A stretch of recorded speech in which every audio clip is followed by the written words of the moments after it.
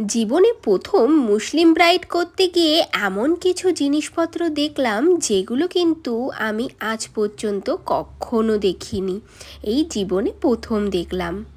দিনটা ছিল 18ই এপ্রিল, আর ওই দিন সকাল থেকেই শুরু হয়েছিল মুষলধারে বৃষ্টি। সেই বৃষ্টি আর থামার মতন ছিল না। অনেক কষ্টে বৃষ্টি যখন থামলো তখন ব্রাইডের বাড়ির উদ্দেশ্যে বেরোচ্ছি, আর দেখো রাস্তাঘাটের অবস্থা তো একদম যাচ্ছে তাই, কিন্তু কিচ্ছু করার নেই, আমাকে তো আমার যথা টাইমেই ব্রাইডের লোকেশানে পৌঁছাতে হবে। ভাগ্যিস আমার ওই দিনের লোকেশান ছিল নবদ্বীপেই, আর একদম আমার বাড়ির কাছেরই লোকেশানে। তো আমি আমার টাইম মতন লোকেশানের জন্য বেরিয়ে পড়েছি সুন্দর প্রকৃতি দেখতে দেখতে। আমার গলার কণ্ঠস্বর শুনে তোমরা বুঝতেই পারছো গলার কণ্ঠস্বরটা একদমই বসে গেছে, আর সাথে কিন্তু শরীরটাও খুবই খারাপ, কিন্তু ভয়েস ওভার দিচ্ছি কারণ তোমাদের ভালোবাসার জন্য। তোমরা আমার ব্লগগুলোতে অনেক ভালোবাসা দিচ্ছ, সেই কারণেই এই অসুস্থতার মধ্যেও আমি কিন্তু তোমাদেরকে ভয়েস ওভার দিয়ে ব্লগগুলো পোস্ট করছি। আমি যখন ভেন্যুতে পৌঁছাই তখন দেখতে পাই ভেন্যুতে কারেন্টও নেই, আর সাথে একটা লোকও নেই। আর তখনই এই জিনিসটা আমার চোখে পড়ে, আর তখনই আমি বুঝতে পারি এটা মনে হয় সেই জিনিসটা যেটা দুই পাশে একদিকে গ্রুম বসে একদিকে ব্রাইড বসে, অ্যান্ড ওদের রিচুয়ালস কমপ্লিট হয়, আর ওরা যতদূর সম্ভব কাবুল কাবুল বলে ওদের বিয়েটা কমপ্লিট হয়। তখন আমার বেশ নতুনত্ব লেগেছিল, কারণ সত্যি বলতে আগে আমি কখনো এই জিনিসটা দেখিনি। এই সব দেখতে দেখতেই আমার ব্রাইড কিন্তু হাজির, আর আমার ব্রাইড হাজির হওয়ার সাথে সাথে একটা বড় ব্যাগে করে জিনিসপত্র হাজির, যেটা ছিল ওর সেই দিনের লেহেঙ্গা। তারপরেই ঝটপট ব্রাইডকে বসিয়ে দিলাম রেডি করার জন্য, আর ব্রাইডকে যেই জিজ্ঞাসা করলাম যে তোর কেমন লুক লাগবে, ব্রাইড তো হেসেই পাগল, কারণ ব্রাইড প্রথমেই বলে দিয়েছিল আমার কিন্তু খুব লজ্জা লাগে, আমাকে জিজ্ঞাসা করিস না।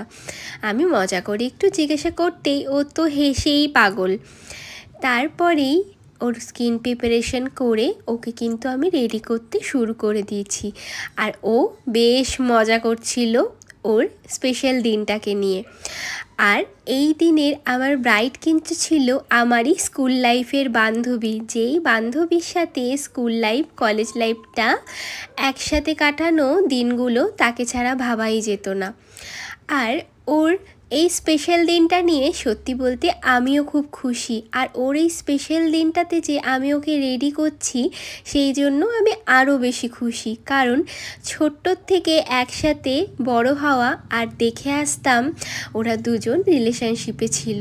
ওদের 13 বছরের রিলেশনশিপ, যেই রিলেশনশিপ আজ পূর্ণতা পাচ্ছে, যেটা দেখে সত্যি আমার খুবই ভালো লাগছিল। আর ওর 13 বছরের সম্পর্কর পূর্ণতাতে আমি ওকে ওর স্পেশাল লুকটা দিতে পারছি বলে আমারও খুব ভালো লাগছিল।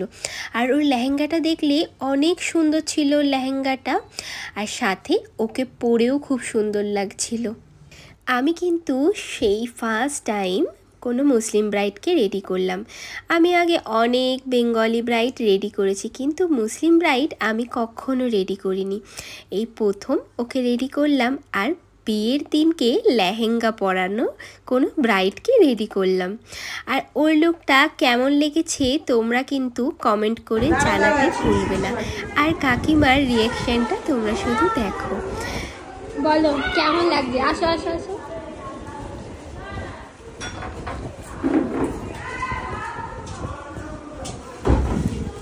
বলো পছন্দ হয়েছে?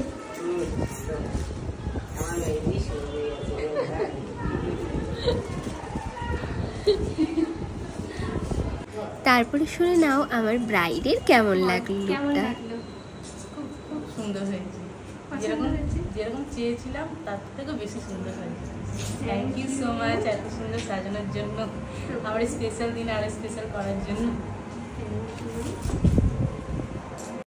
ওর কিন্তু ওর লুকটা অনেক পছন্দ হয়েছিল, রিভিউতেই বুঝতে পারলে।